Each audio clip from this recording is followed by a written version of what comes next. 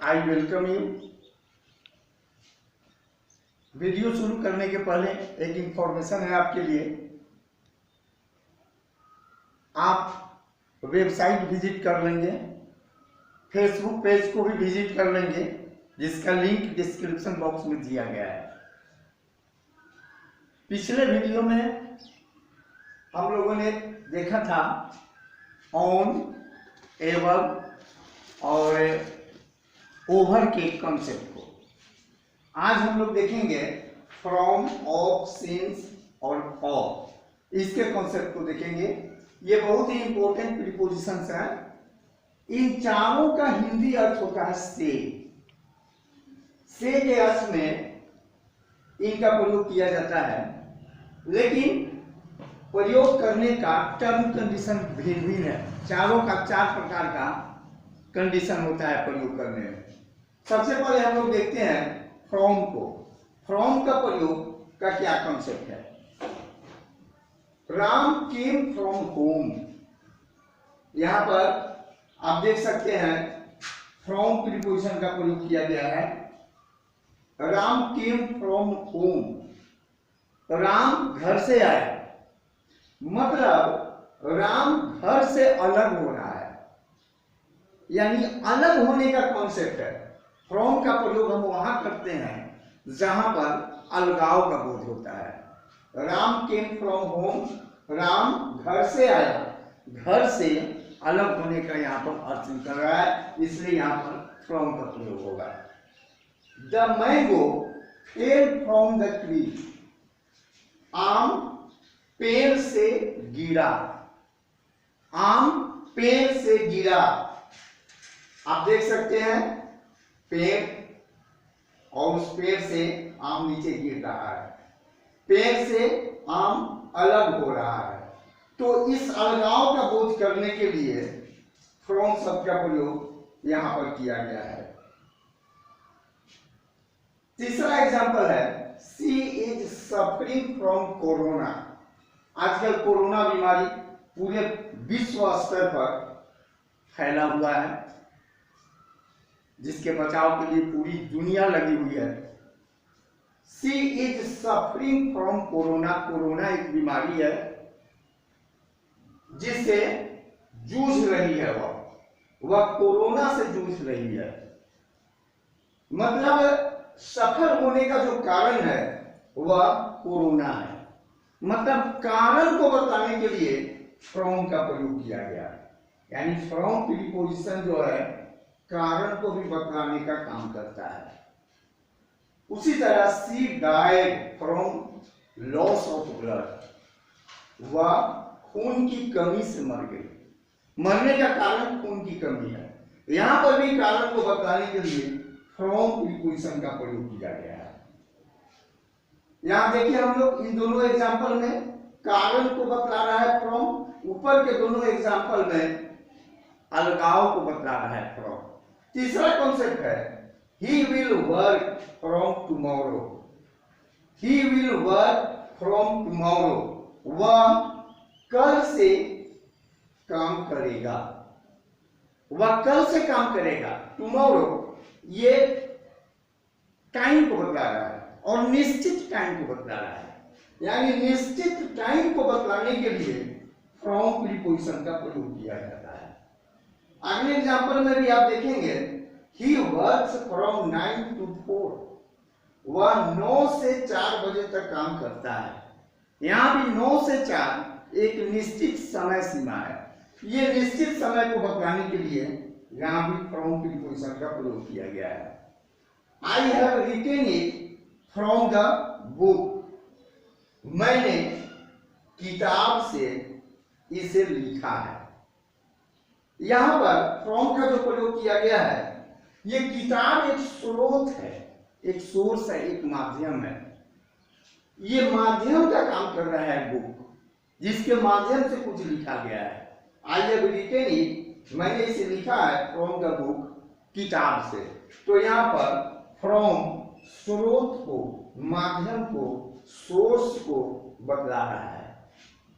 He has heard it from Ram, उसने राम से यह सुना है, उसने ऐसा राम से सुना है। यहां भी ये जो सुना जो गया है उसके लिए माध्यम और स्रोत का काम राम कर रहा है, इसलिए माध्यम का अर्थ व्यक्त करने के लिए फ्रॉम का प्रयोग किया गया है।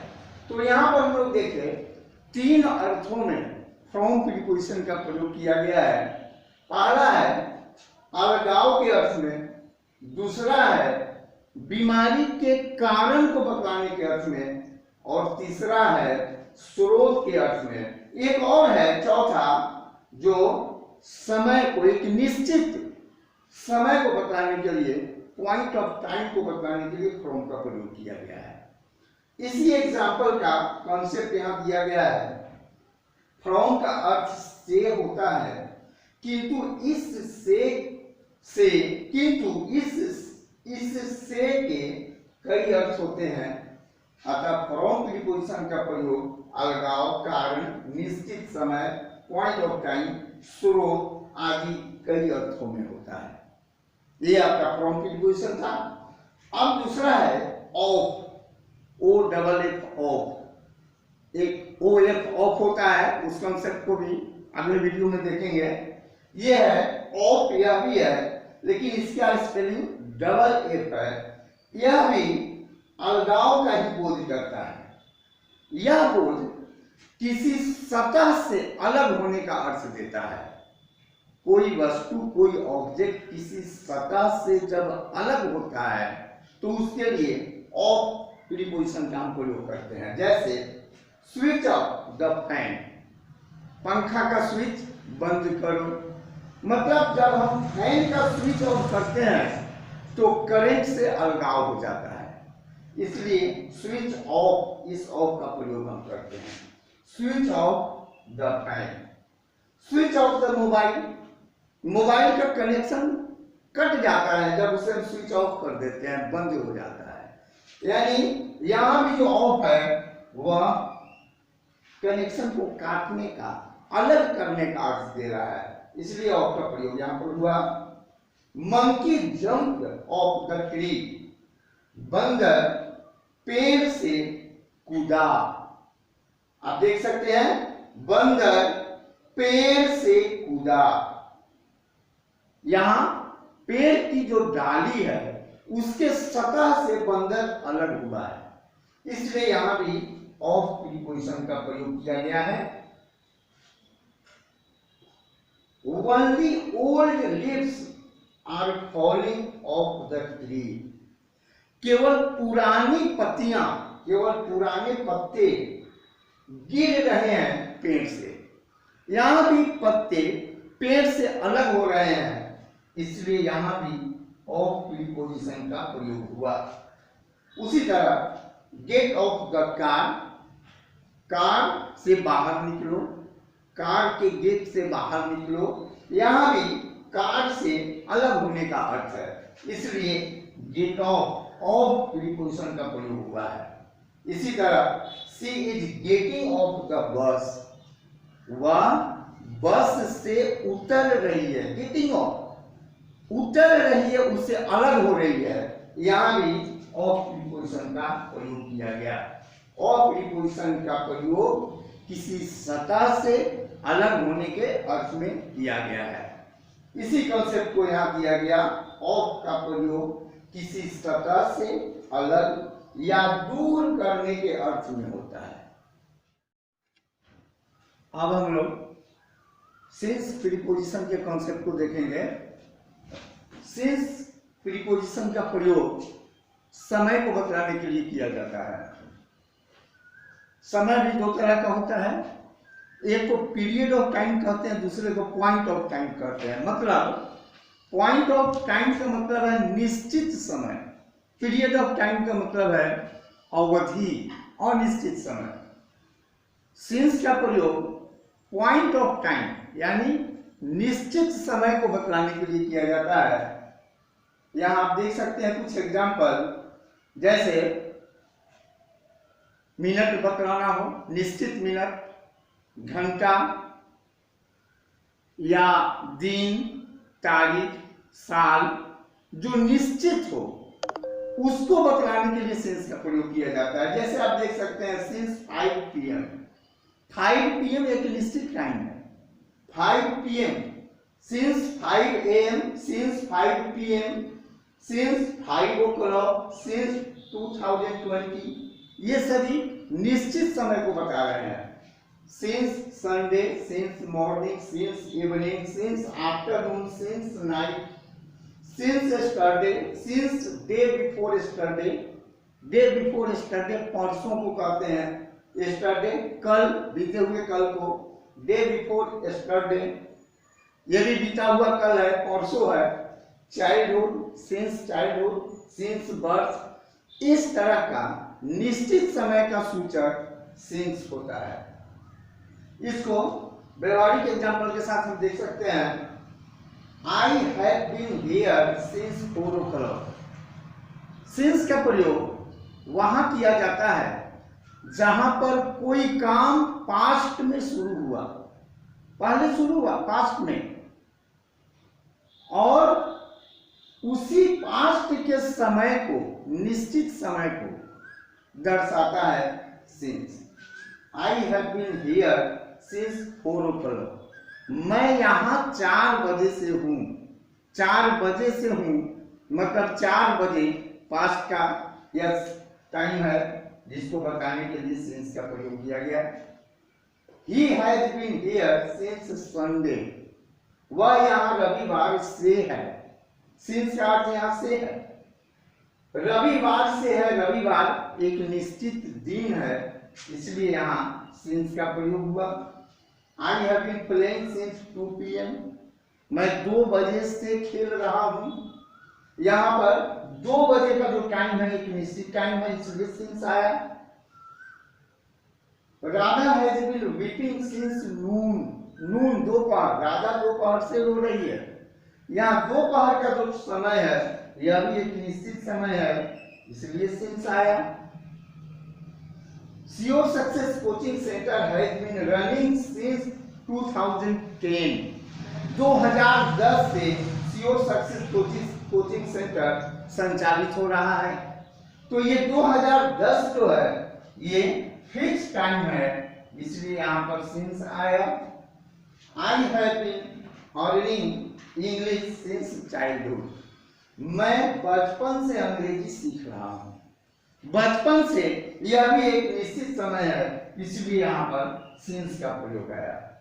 यहाँ जो कुछ भी आप देख रहे हैं, ये सब जो कुछ भी हो रहा है वो सब का समय पास्ट का है। मतलब ये कि सिंस का प्रयोग प्रेजेंट टाइम और फ्यूचर टाइम को बतलाने के लिए नहीं होता है, ये केवल पास्ट टाइम को ही बतलाता है।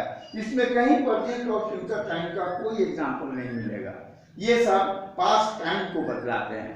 इसी कॉन्सेप्ट को यहाँ दिया गया है। सिंस प्रीपोजिशन का प्रयोग पॉइंट ऑफ टाइम अर्थात निश्चित घंटा, मिनट, दिन, तारीख, महीना, साल आदि सूचित करने के लिए होता है। सिंस का प्रयोग खासकर यह बताने के लिए होता है कि कोई कार्य पास्ट में शुरू हुआ और अब तक जारी है या किसी खास समय तक जारी रहा। सिंस का प्रयोग प्रेजेंट और फ्यूचर टाइम बतलाने वाले शब्दों के पहले नहीं होता है। सिंस का प्रयोग केवल पास्ट टाइम के लिए ही होता है, प्रेजेंट और फ्यूचर टाइम के लिए नहीं होता है। ये बहुत खास बात है। और दूसरी खास बात यह है कि सिंस का प्रयोग पॉइंट ऑफ टाइम के लिए होता है। यही सिंस के बारे में मुख्य बिंदु याद रखने की जरूरत है। अब हम लोग देखेंगे फॉर प्रीपोजिशन भी से के अर्थ में प्रयोग किया जाता है। वैसे फॉर का प्रयोग कई अर्थों में होता है। के लिए भी फॉर का प्रयोग किया जाता है। फॉर का कई तरह का कॉन्सेप्ट है, उसको हम लोग देखेंगे। यहाँ पर खास बात यह है फॉर प्रीपोजिशन की कि फॉर का प्रयोग पीरियड ऑफ टाइम के लिए किया जाता है। अवधि, समय की अवधि। पीरियड ऑफ टाइम का मतलब होता है अनिश्चित समय। पॉइंट ऑफ टाइम का मतलब होता है निश्चित समय। पॉइंट ऑफ टाइम के लिए सिंस का प्रयोग किया जाता है। इसके पहले आप सिंस के प्रयोग में देखे हैं। लेकिन जब समय निश्चित नहीं हो, केवल अवधि, केवल पीरियड का ही बोध हो, तो उसके लिए फॉर का प्रयोग किया जाता है।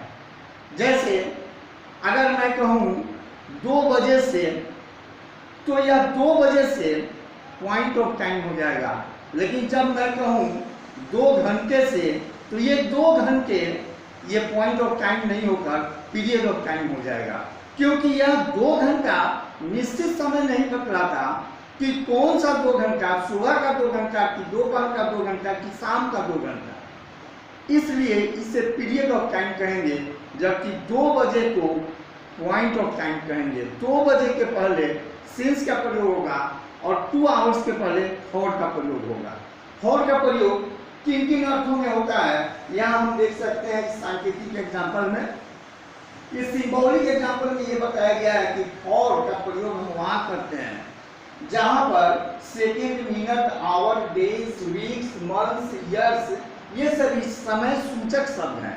ये समय सूचक शब्द हो और इन समय सूचक शब्दों के साथ न्यूमेरल वर्ड्स, न्यूमेरिकल वर्ड्स जिसको कहते हैं 1 2 3 4 5, ये सभी अंक न्यूमेरल है। ये सभी न्यूमेरल वर्ड्स इन समय सूचक शब्दों के साथ लगे हों, तो ये समय सूचक शब्द ये पीरियड ऑफ टाइम कहलाता है और इसके पहले फॉर का प्रयोग होता है। प्रैक्टिकल एग्जाम्पल में हम यहाँ देख सकते हैं, I have been playing for 2 hours. हम लोग 2 घंटे से खेल रहे हैं। कौन सा 2 घंटा? पीरियड नहीं है, इसलिए यह जो 2 घंटा है ये पीरियड ऑफ टाइम है, इसलिए यहाँ पर फॉर का प्रयोग हुआ। उसी तरह I have been teaching English for 10 years. मैं 10 वर्षों से अंग्रेजी पढ़ा रहा हूँ। कौन सा 10 वर्ष? ये पॉइंट नहीं क्लियर करता है। कौन सा ईयर ये क्लियर नहीं करता है, सीधे 10 वर्षों से पढ़ा रहा हूँ, इसलिए यहाँ पर 10, यहाँ पर फॉर का प्रयोग होगा, क्योंकि 10 ईयर्स पीरियड ऑफ टाइम है। He is going to Patna for study. अब यहाँ पर देखिए, यहाँ कंसेप्ट थोड़ा सा बदल गया। यहाँ पर समय, पीरियड ऑफ टाइम का कॉन्सेप्ट था, इसलिए यहाँ पर फॉर का प्रयोग हुआ। जबकि इस एग्जाम्पल में पीरियड ऑफ टाइम का कॉन्सेप्ट नहीं है, बल्कि पर्पस का कॉन्सेप्ट है। पर्पस, उद्देश्य। He is going to Patna for study. वह पटना जा रहा है पढ़ने के लिए। यहाँ के लिए का अर्थ आ गया, और ये पर्पस का कॉन्सेप्ट दे रहा है। पढ़ने के लिए, किस पर्पस से, किस उद्देश्य से पटना जा रहा है, तो पढ़ने के पर्पस से, पढ़ने के उद्देश्य से। इसलिए पर्पस के चलते यहाँ पर फॉर का प्रीपोजिशन लगेगा। उसी तरह Ram came here for money.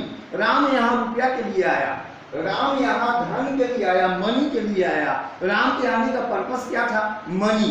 यहाँ मनी पर्पस को शो कर रहा है, इसलिए यहाँ पर फॉर प्रीपोजिशन का प्रयोग हुआ।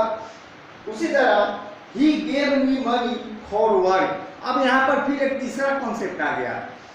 He gave me money for work. उसने मुझे रुपए दिए काम के बदले। एक्सचेंज विनिमय हो रहा है, यहाँ अदला बदली हो रहा है। काम किया तो बदले में पैसा मिला, तो एक्सचेंज के अर्थ में यहाँ पर फॉर का प्रयोग हुआ। He gave me money for work, यहाँ एक्सचेंज बदले में का अर्थ है, इसलिए फॉर का प्रयोग हुआ। फिर उसी तरह I bought a pen for ₹100। मैंने 100 रुपए में एक कलम खरीदी। यहाँ पर कलम एक्सचेंज हो रहा है 100 रुपीज में। यहाँ भी एक्सचेंज ही है, 100 रुपया दिए और कलम लिए, तो एक्सचेंज के अर्थ में यहाँ फॉर प्रीपोजिशन का प्रयोग हुआ। She gave her mobile for ₹500। यहाँ भी मोबाइल एक्सचेंज हो रहा है 500 रुपीज में, तो यहाँ एक्सचेंज के अर्थ में यहाँ भी फॉर प्रीपोजिशन का प्रयोग हुआ। इस प्रकार हम देख रहे हैं कि फॉर का विभिन्न प्रकार का कंसेप्ट है। पीरियड ऑफ टाइम का कंसेप्ट है, फिर पर्पस का कंसेप्ट है, फिर एक्सचेंज का पर्पस है। इस तरह फॉर का विभिन्न अर्थों में प्रयोग किया जाता है, और इसी कंसेप्ट को यहाँ पर दिया गया है कि फॉर का प्रयोग किसी अनिश्चित समय पीरियड ऑफ टाइम, अनिश्चित समय का मतलब हुआ period of time, purpose, purpose का मतलब हुआ के लिए, एक्सचेंज मतलब के बदले आदि के अर्थ में होता है। ये जो कंसेप्ट आप आज देखे फ्रॉम, ऑफ, सिंस, फॉर, या इसके पहले भी जो कंसेप्ट आप देखे हैं प्रीपोजिशंस का, अगर उसमें किसी तरह का डाउट आपको हो तो आप कमेंट बॉक्स में आप अपने डाउट को लिखेंगे, हम आपके डाउट को क्लियर करने की पूरी कोशिश करेंगे। आज इतना ही, फिर मिलते हैं अगले वीडियो में। Thank you very much.